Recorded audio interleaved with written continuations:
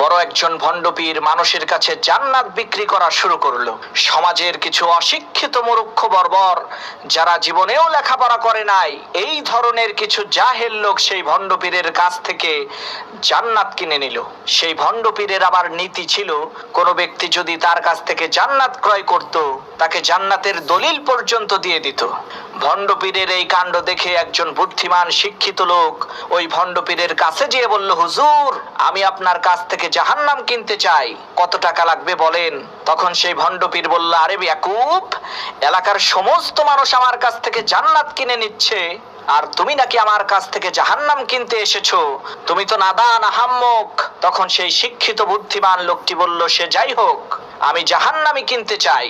তখন সেই ভণ্ডপীর বলল, ঠিক আছে, যেহেতু এত করে বলছো, তাহলে দাও, 300 টাকা দাও, আমি তোমাকে জাহান্নামের দলিল করে দিচ্ছি।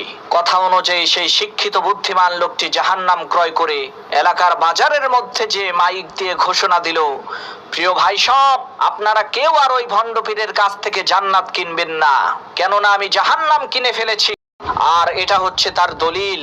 আর আমি আপনাদেরকে প্রতিশ্রুতি দিচ্ছি, আমার এই জাহান্নামের মধ্যে আপনাদের কাউকে ঢুকতে দেব না। সুতরাং আপনাদের কষ্ট করে কারো জান্নাত কেনার প্রয়োজন নাই।